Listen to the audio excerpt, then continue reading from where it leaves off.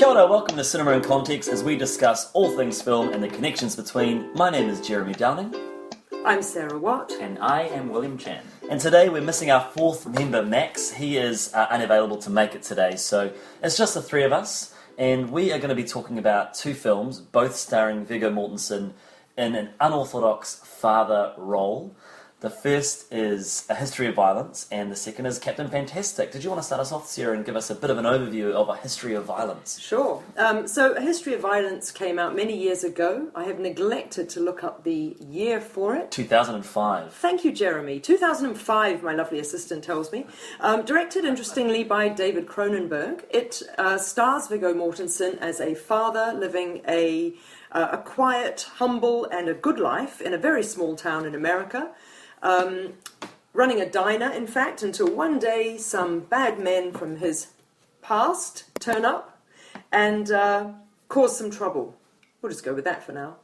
Sounds good. And William, give us an overview of Captain Fantastic. Okay, so Captain Fantastic is directed by Matt Ross, came out in 2016, and it stars Viggo Mortensen as a quiet father, living his days out in the wilderness of Oregon, and bringing up a brood of 6 children who he is seemingly training to be some sort of woodsman. So very, very off the grid, very, very intense, but not just physical training. Also, they say later on in the film, training them to be like the old philosopher kings of yore. So with books, with literature, just getting them great in body and mind. And then what happens is their little world gets encroached with the larger society around it. Nice. So Captain Fantastic, it was part of the New Zealand International Film Festival, so a lot of people saw it then. We had the pleasure of going to see a preview screening at Rialto Cinemas, and who should we thank for that? 'Cause you organised it for us, Sarah, so who was responsible for gifting us that? Our thanks go out to Trigger Marketing, in fact, and Trigger are responsible for distributing and marketing many of the really good art house and indie flicks that we get throughout the year. So our thanks to Trigger for having us all along to the preview screening. All right, should we start off? Do you want to start with The History of Violence or with Captain Fantastic? Well, I guess first off, the reason we chose, we should really tell our listeners that the as you know, with Cinema in Context, we're always looking for some connection between two films, a current release and something from the past. And with Captain Fantastic coming out this, what month are we in? Sorry, September.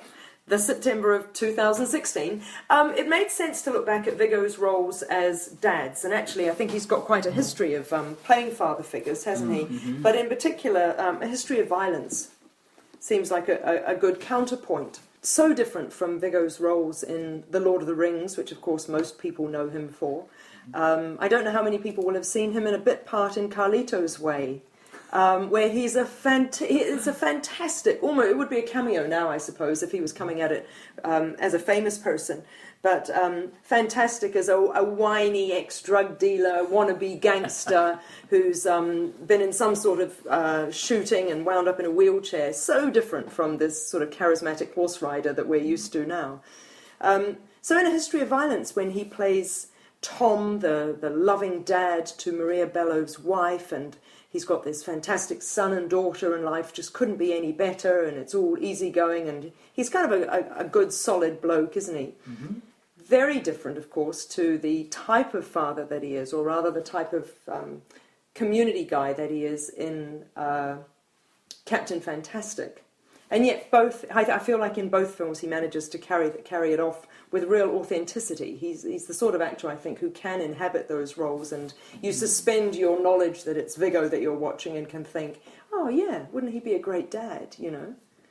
Do you want to speak more to perhaps how he is in Captain Fantastic? Oh yeah. Actually, in both movies he is solid. I can't, just off the top of my head, imagine both movies being the same without him. He contributes so much just in the way he speaks, in the way he emotes, in both History of Violence and Captain Fantastic. And it really, there's similar performances, but there's specific ways he approaches things that really also set them apart, which is fantastic, because he's not doing a lot with his expressions, and he's not doing a lot with his voice or his tone, but there's just something a little different. In History of Violence, it's very you can feel this unease, and it makes sense as you follow the story, you go along, and maybe he's not who he says he is. But it's something that is so different, I found, to Captain Fantastic, where he is someone who knows who he is. That's a really good point. Yeah. And just that change in persona it's awesome. I think what he does so well, and he does this in Lord of the Rings as well, is he carries a weight. You can see that he's a character carrying a great weight.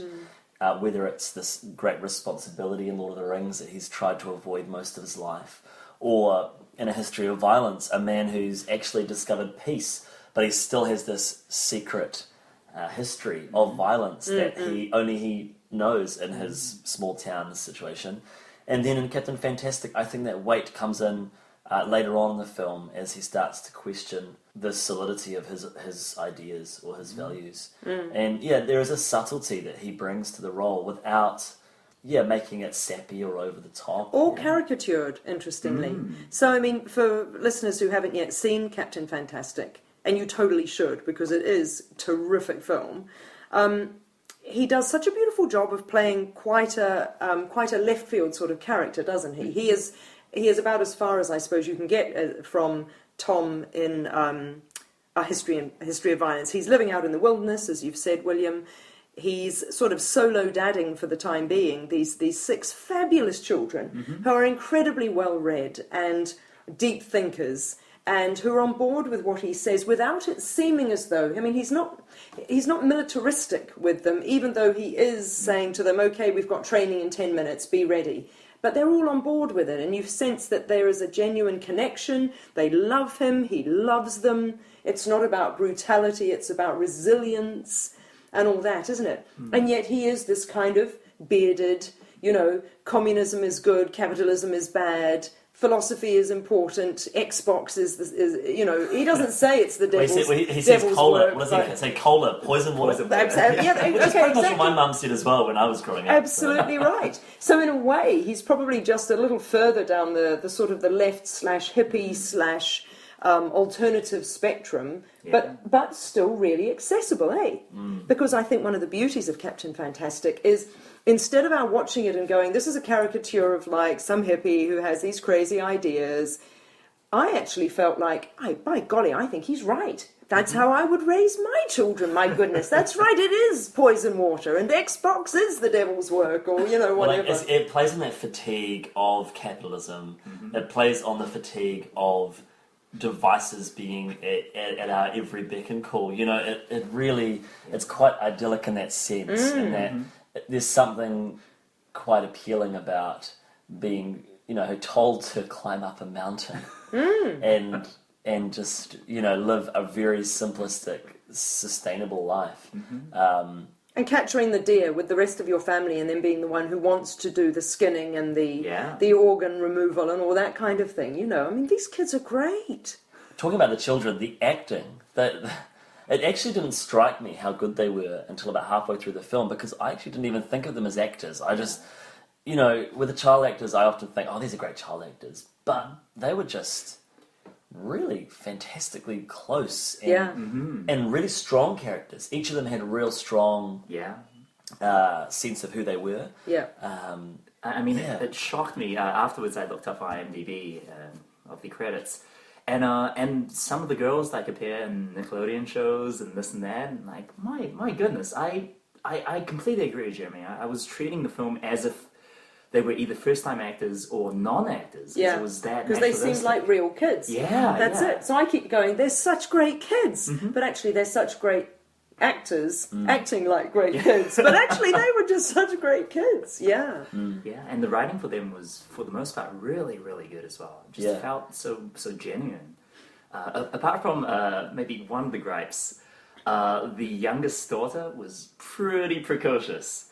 And I felt like, it was edging towards the kind of Little Miss Sunshine territory where, she says some crazy things. Right. Is this the possum deboning? Yes. Right.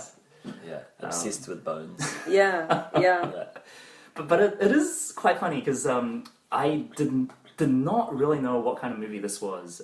I know it was at Film Fest, and I read some descriptions.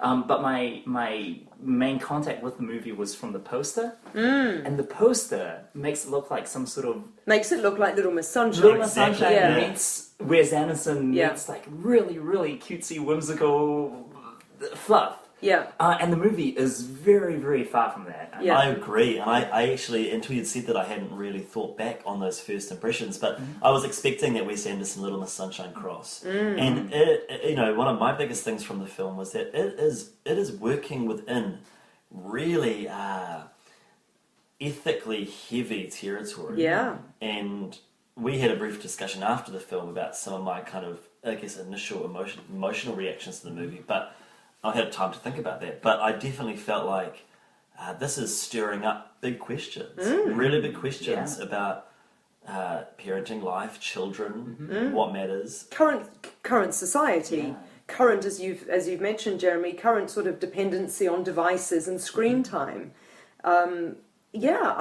I mean, one of the reasons I loved it is not just because Viggo was great and the kids were great, but because the issues that it raises. You're absolutely right. The sort of things that we are all preoccupied with thinking about at the moment. Is this right? Is this not right? Is there too much of this? Should we be reverting to a more simple way of living? Would we be happier if we did live out in the bush and scale rock faces, even in the pouring rain? And would we be feeling more alive and all those sorts of things?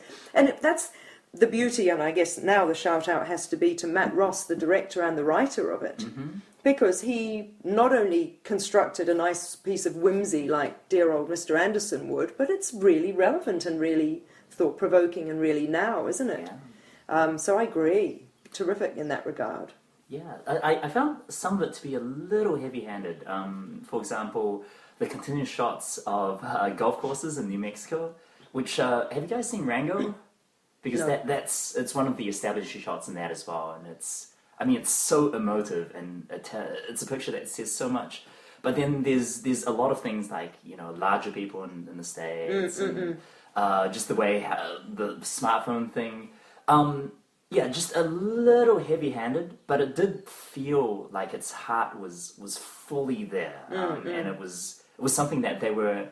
The director and the actors were fully there to express, which felt really good. And they were committed to it. Yes. Yeah, that's very true. I hear what you're saying, William, and that's part of my issue with it, is I did feel there were some moments where it was bordering on preachy, or bordering on, I mean, not preachy is not the right word, but it was it definitely A bit had... polemical. Well, yeah, it had an agenda to push, and I feel like the commentary about fat people in the States, and the use of devices, and also, and we had a bit of a discussion before we started this podcast, how we would approach the last third of the last act of the film, because it's definitely the part that I have the biggest issues with, but we can't really talk about it too specifically without ruining the film. But I think that's part of my issue, is that it started proclaiming a style of living over another style of living a little bit more than... Do you mean it didn't allow the audience to make up their own I mind? don't think so, yeah. I think particularly the end scene, the final scene, was very much a celebratory moment, without trying to be too spoilerish. But it wore its ideas on its sleeve. On its sleeve, yeah. And I thought it feels there's an arrogance, there's like an arrogance there. I really felt like it was super Frank Capra-esque. Kind of this idyllic, perfect shot, or perfect moment in time. Because the final shot, not many spoilers here, but they do something a little different, where the music kind of pulls back, and you just hear people are walking around a house and doing things, and the shot just holds until it doesn't. And it kind of just says, isn't this great, guys? Isn't this amazing? Isn't this peaceful, and everything's going to be okay. Yes, exactly. Yeah. And that is something with a pretty on the nose agenda. Yeah, for sure. Now, that's interesting, because the ending of A History of Violence is has the same, everything's going to be okay, Yeah, I had made that around a connection. kitchen That's table. right. But it's almost like a nightmare version of Frank Right. Capra of like the end of It's a Wonderful Life. Right. Yeah. But History of Violence and Captain Fantastic both have that same kind of leaving the audience going, oh, maybe it is all going to be okay after all. Where the father has sort of, gone through these trial and tribulations. Basically, both dads, and here we go back to good old Viggo and these characters again, both dads want the best for their families. Both dads don't actually want their situation to change. Both dads then have to deal with an external force. And in the earlier film, obviously it's Ed Harris with his gummy eye, actually lack of eye, and his thugs, who are the external force who come and threaten to mess it all up. And neither dad wants things messed up, and then of course circumstances take over, don't they? And that's what they have to deal with, and blah blah blah blah blah. And interesting, and I hadn't thought it through quite this much, but narratively those characters go through very similar trajectories.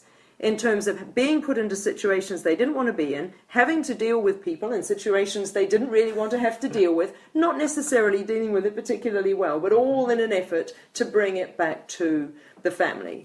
I want to make it all okay, I want everything to be resolved, and that sort of thing, Well, let's talk about History of Violence, because I watched it, I think, last week, and I don't think I'd seen it since I saw it at the movies 11 years ago, 2005. I remember really enjoying it. I had very vivid memories of scenes, and I had a great time rewatching it. I actually think it's Cronenberg's, if not one of his best film, and I think I had a really good time rewatching it. Yeah, I don't know how you. It's interesting that it's not typical. I think one would say, I've not read a book on this or anything, but I think one would say it's not typical Cronenberg. That's because right. it isn't quite as peculiar as a lot of his other stuff. And the extent that there's any sort of body horror is obviously when there's the up close gunshot, and then the camera actually then goes on the wound, and you see the brains or the eye or whatever half hanging out, and that. But it's not as much as in most of his other films. So it's interesting that you think it's his best, or like it best. Yeah, but I've seen most of Cronenberg, if not all. I'm trying to think if I've missed. I haven't seen the latest one with Julianne Moore, but But I find that his films often don't have much of a heart. Yeah. And they are that sort of body horror, but it all becomes a little bit static. Sure. Like, okay, it's not hugely affecting. I really enjoy Existence. But yeah, I think that I was reading about History of Violence, and apparently David Cronenberg abhors violence, and he wanted to make the violence as straightforward and non-heightened as possible. So he didn't even know it was a comic book originally when he signed on to the film. Right. And he didn't want to comic bookify the violence. He just wanted it to be brutal, to show the brutality. And in fact, quite a few of the scenes were a little more actiony, and he cut it back in the final film. Because it is a pretty languid film, considering it's got, effectively good and evil battling, or a whole lot of evil anyway, coming to town. So it is. It's interestingly, the photography I found in A History of Violence was annoyingly languid. By which I mean, I don't mind one shots. That's all beautiful, but I found the editing quite frustrating. For example, and this is not really a spoiler because you've either seen it or you haven't, or you're about to re-see it, listeners. For example, when Ed Harris is standing by his car and saying to Tom / Joey, you better come with us, and then there's an inevitable sort of shootout, but it's cut in a way as if everyone's moving in slow motion. So it's like bang in one direction, and then you're thinking, well, why hasn't the bodyguard shot him back by now? But oh no, and then 2 shots later, by which I mean camera shots later, you see the bodyguard, belatedly responding to what's going on and fumbling for his gun. It's like, that's not realistic. So I actually found that kind of pacing quite annoying. I definitely felt that in the opening shot. So, History of Violence is, unfortunately, the first Cronenberg film I have watched from end to end. I really should, keep up. But the opening shot, like, I knew what the movie was about, just, I guess, from cultural osmosis. Was this the first time you'd seen it? Yes, this is also great. the first time I've seen it. Okay. But the opening shot had that weird pacing. So what happens is the little daughter has a nightmare. It's a metaphor for the whole film. But then everything just feels really off. The characters aren't. I mean, it's supposed to show that they're a close family. Yeah. And, you know, it's the Midwestern ideal of what American life should be. Everyone is still talking kind of in a real staccato way. Yeah. The shot does not cut, but it's not intentionally, you know, trying to show anything. It just doesn't cut. And everything just feels really, really unnatural. Yes. And that feeling kind of went through the entire movie for me. And I don't know if it was intentional or not.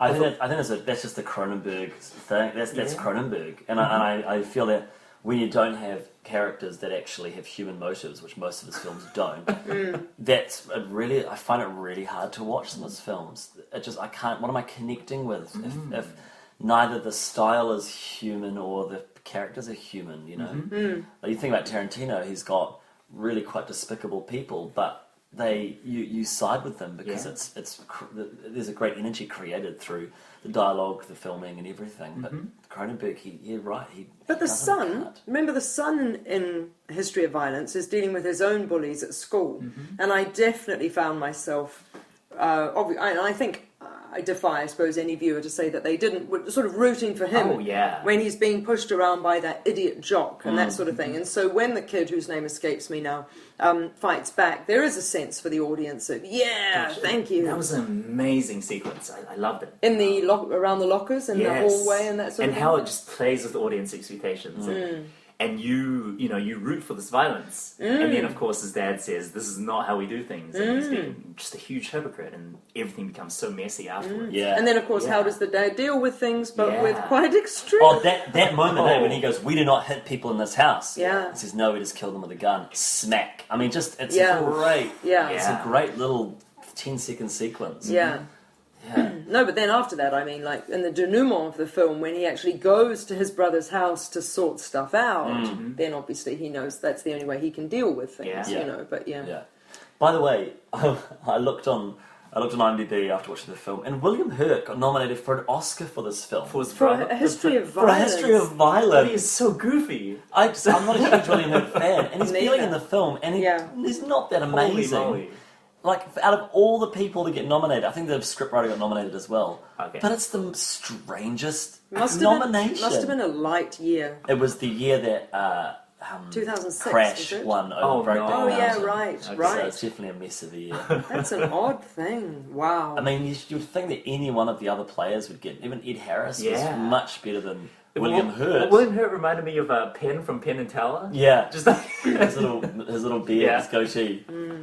One of the criticisms that I bring up about the film, and we briefly talked about this on when we went and saw Captain Fantastic, was the Howard Shore score. Oh, yes. yeah. And I do find anything post Lord of the Rings up until I don't even know if I've seen a Howard Shore film, or I haven't noticed it since then. It's pretty much Lord of the Rings recycled. Well, you know what, it actually true, and what you say is true, because I'd watched Gangs of New York the other day. It was Howard Shore, and I was like, why was is that he... 2002, I think? I think. Yeah. And yes, it is. And I was like, why is he using Lord of the Rings music? And I looked it up, and that's why. And for actual fact, History of Violence is Silence of the Lambs music. It is. It's Silence of the Lambs. Did he do Silence of the Lambs? Yes, he did. I thought I recognised the theme, and I couldn't figure out what it was. It's definitely Silence of the Lambs, because I felt all smug about knowing it, and then looked on the good old Google. So, it is. Because his 90s stuff is great, like his stuff with David Fincher, like he did Seven, and I think he did... Might have done Fight And Club look, as it's well. good music. The Silence of the Lambs soundtrack is superlative. Yeah, and Lord of the Rings is one of the best scores. But you do sort of all think, time. do you have to be using the same stuff? I almost wonder if he's run out of... He's creatively burnt out. Does he just temp track his stuff again and again? And this fits. Exactly. Possibly. It's interesting because I remember when King Kong was being made in 2004, it came out in 2005, and I was very much following all of the video blogs and things because Lord of the Rings, I'm a huge fan of Lord of the Rings. It was before I realised that Peter Jackson had no one keeping the reins on him and he was just going crazy. It was George Lucas. It's just like, you need someone to chest your ideas. Anyways, and I remember them announcing that they were, Howard Shore was working on the film, and then they announced that he's actually not going to be doing the film anymore, and they brought in James Newton Howard in the last minute to do the soundtrack, to do the score. And I thought, oh, that's strange. And then I think it was History of Violence when that came out, and I was like, That's why, because he's just coming up with the same stuff. I mean, obviously this is a huge judgment. I have no idea what was going on behind the scenes. But it's pretty jarring.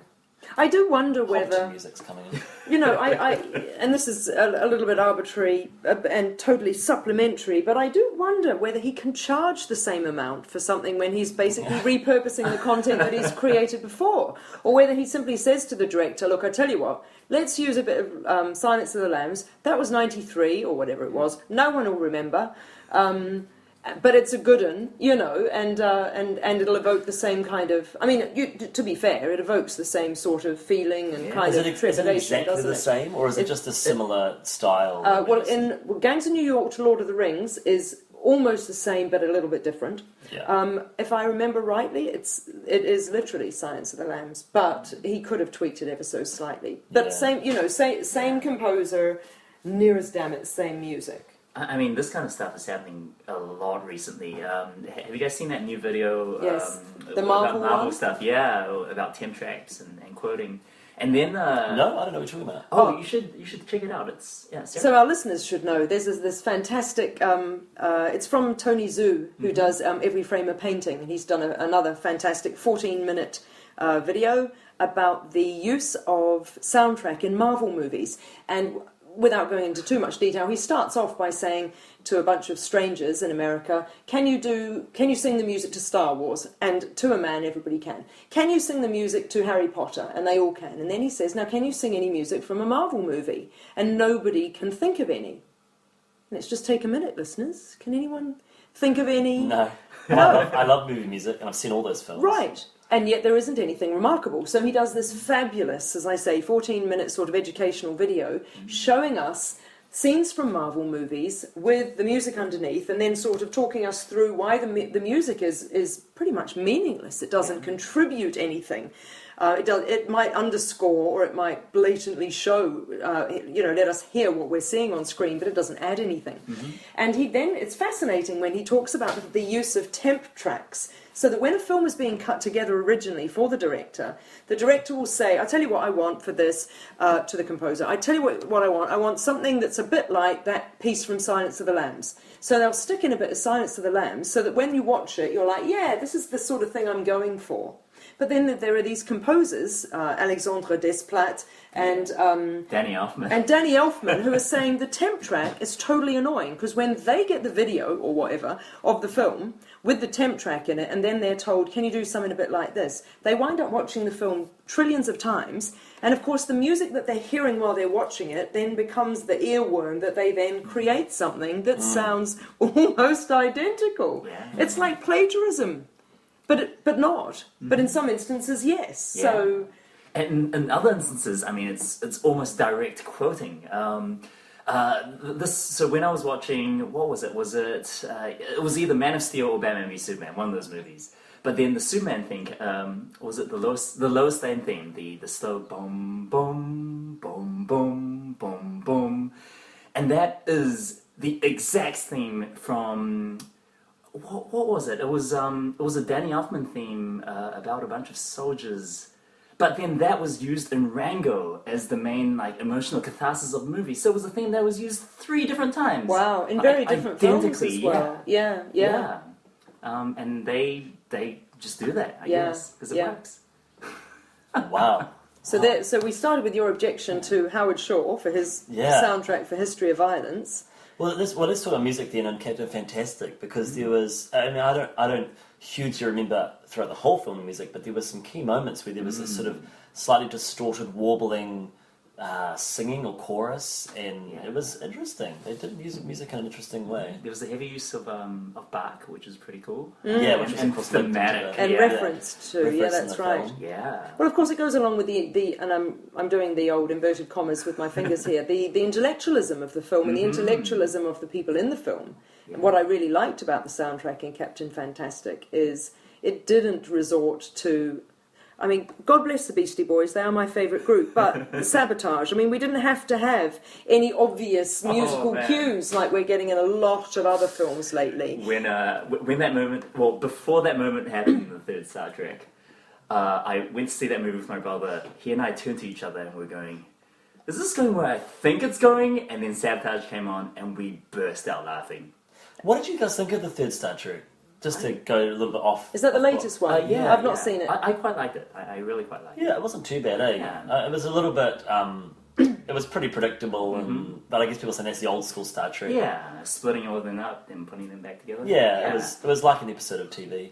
It just, I guess, articulates how much blockbusters are expensive episodes of television, and our TV have turned into better than most, and then pretty much all the films that are coming out. For sure. But what you were talking about, Jeremy, with the choral stuff in Captain Fantastic, what do you guys think of that? Because there was so much very almost quasi-religious music in the background score. Like, Well, I wonder if that was intentional, particularly with their Noam Chomsky Day.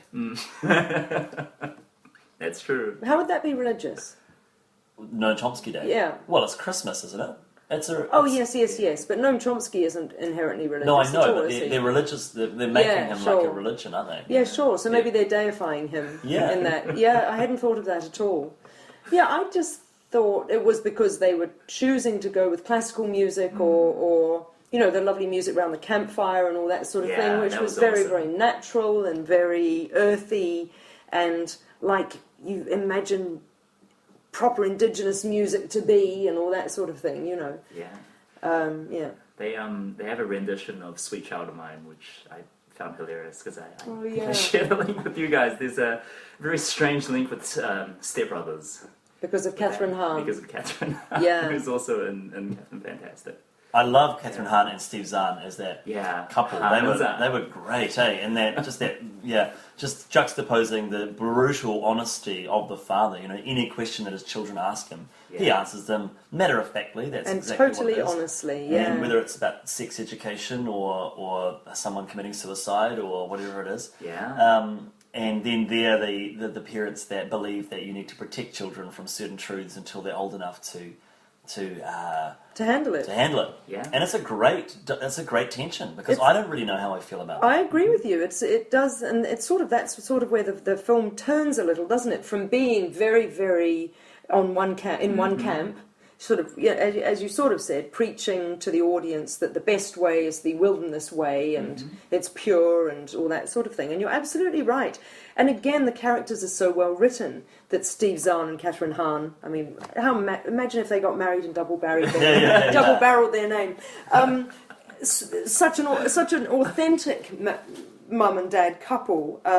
You're so right in their questioning and saying, look, actually that's not the way we want to behave in this household. And it's impossible as viewers to think that they're being idiots about it because their kids wouldn't be able to cope with some of that information maturely. But Viggo Mortensen happens to have raised his children to be mature enough from the age of, however old that little one is, 4 or something, to be able to, as far as we know, obviously we're not child psychologists, we can't get inside that child's head. This is the I guess the ethical dilemma, because I feel like we talked a little bit about this the other day, but I've known people that have grown up not in the same circumstances as the children of Captain Fantastic, but various different I guess communities, some of them cults, some of them communities, and that premature knowledge maturation. Having to grow up too early.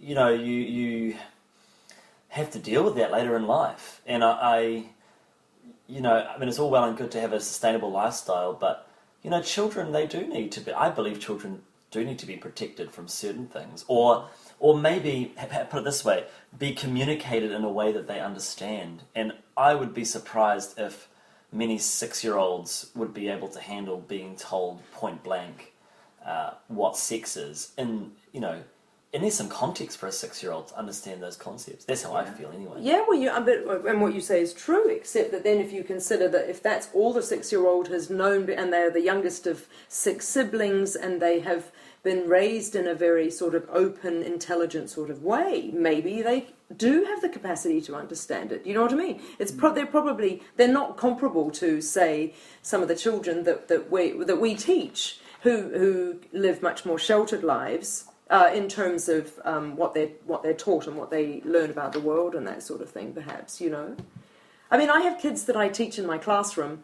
And I will show them a film or a clip or something, and I'm fairly... Like, they recoil at age 15 or 16, some of them. They recoil when a couple on screen kisses. Or if they see two girls holding hands or two boys holding hands, and they're like, what?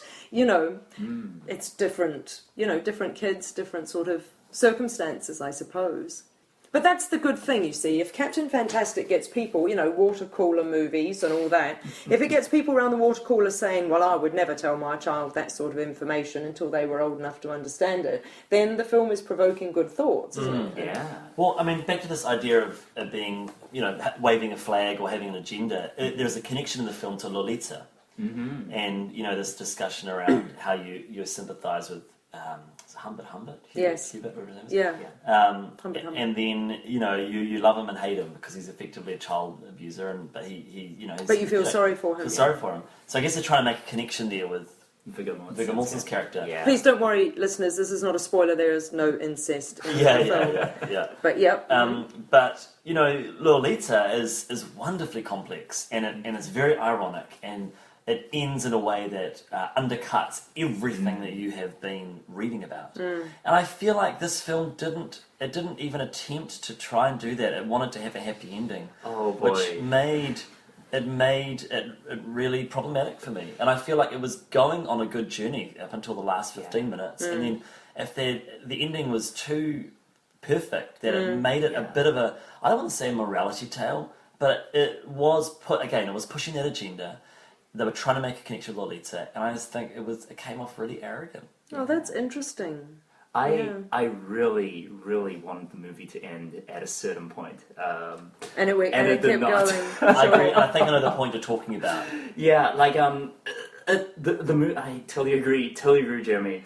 The end of the movie is so convenient and almost unearned, especially given some of the character motivations and what other characters had to deal with off screen. That just feels really, really icky. Yeah, I agree. What I selfishly wanted was for the movie to end at a point where everything was slightly bittersweet, kind of real world issues prevail, and you gotta take the good with the bad. And in order for everyone to move on, everyone has to make sacrifices. Which in this movie, how it ends, people do not make sacrifices. Yeah. It'd be so interesting to know whether, I mean, for a bit of context here, of course, Matt Ross, the writer and director of Captain Fantastic, has in fact only made 4 films. And the first 2 were shorts, so I would say they don't even count. Of course they count, but they don't count significantly. And then there was a feature called 28 Hotel Rooms, which I'd certainly never heard of. Did he make the whole film? Isn't it a whole lot of short films? No, that's Thingamajig Rooms. 20 rooms. somewhere, some rooms, 20 something. Yeah. No, he made the whole of 28 hotel rooms. It's about a couple having an adulterous affair over many years, right, okay. and meeting in various hotel rooms. I've not seen it, but this is only his 4th film. So what interests me is, did he have complete creative freedom in the writing of Captain Fantastic? Or had he, in fact... Oh, he's the bloke, I should be saying. He's the bloke who's the actor in Silicon Valley who plays Gavin Belson. And he is an actor with a very distinctive face. And if you IMDb him, you will see... Oh, yeah. American Psycho. That's right. Yeah. Seen that bloke before. So, first of all, I'm thinking, kudos to you for writing this terrific film, which apart from, as we've said, the 3rd, or maybe we'll give it the 4th act, is pretty terrific. But I wonder how much freedom he had, and whether, in fact, he did write a slightly more cynical or natural sort of ending. And the focus groups came in. Or the powers that be said, well, you can't end like that. We need some sort of resolution, preferably a positive one. You've been dark enough, thank you very much, Matt. Could you liven it up? Thanks. Possibly, I don't know. I'd have to look it up. Or if any of our listeners want to look it up and then email us or drop it on our Facebook page, it would be wonderful to know. But, I'd be prepared to give him the benefit of the doubt on that. But also, I mean, I totally hear you two gentlemen, but I am not prepared to... I mean, I docked half a star for the ending, but other than that, for me, it's a 4.5-star film, because until then, everything had been so wonderful. I agree. And so much better than we're used to seeing, that I'm like, this is still so great and worth seeing. It didn't kill it for me, I think for me, the criticism, it comes from the fact that I agree with you, it would be on my top films of the year. Like, same. I was really enjoying it. And then it just Oh, I was like, oh no, it was Turn really, left, really good. not right, yeah, sort of and thing. Yeah, so that's it right. just became a good movie. Yeah. One that I'm not going to preach about too much. You have to go see it. Yeah. Whereas I was totally going to be that person for most of the film. Yes, absolutely. Just on a slightly different note, to do with this film, I do want to mention two other actors in the movie which I really enjoyed. I mean, sorry, well, I mentioned three because Frank Langella was a great power in the film. Oh, yeah. But the other two is Ann Dowd, who's the grandmother, and I've been loving her in Leftovers. She plays a very different character, much more villainous or not as likable. And in this, she was just this lovely, lovely grandmother. Yeah, proper, actual, literal maternal grandmother. Yeah, lovely. Yeah. And Missy Pyle, we sort of talked a little bit about her. Whenever she pops up, it's always a joy. So she was the, Missy Pyle. Was she the mother of the daughter? The trailer. Yeah, that's right. And she's just she was barely in it, but so charismatic. But they had a really good cast. Really good. Everybody in this film was fantastic. All of the 6 kids, it turns out that the oldest boy in Captain Fantastic has been in several things, Defiance and a few other things, and his face is familiar, but he isn't a name necessarily that people would know. So much of maybe a real young Mads Mikkelsen. Yeah. With a little bit of Culkin in him. Yeah, it was a really cool face. There was a bit of Culkin in there, And terrific. And as you said earlier, William, before we knew that these kids were actual Nickelodeon actors, it felt as though they were. It felt as though they were just like real people. Yeah. So sure. Terrific. Yeah. Now, interestingly, in History of Violence, I'm not as enamoured of the casting, but I think it mainly has to do with the fact that History of Violence didn't have a naturalistic feel.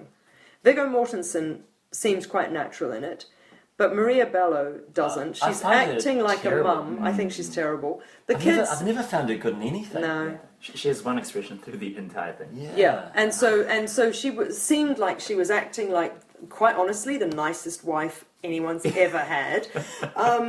And Ed Harris is a little bit caricatured because he's meant to be, and William Hurt, the other Hurt, who is it, William? Yeah, Oscar nominee, a bit caricatured as well, so not as enjoyable on those grounds, but then I guess, we're sort of, it's apples and oranges really, isn't it, apart from Viggo Mortensen. But. I do want to say about History of Violence is talk about the sex scenes in that film, because I'm generally pretty critical of sex in film, because I feel like it's either titillation or it's a shorthand for these characters are in love.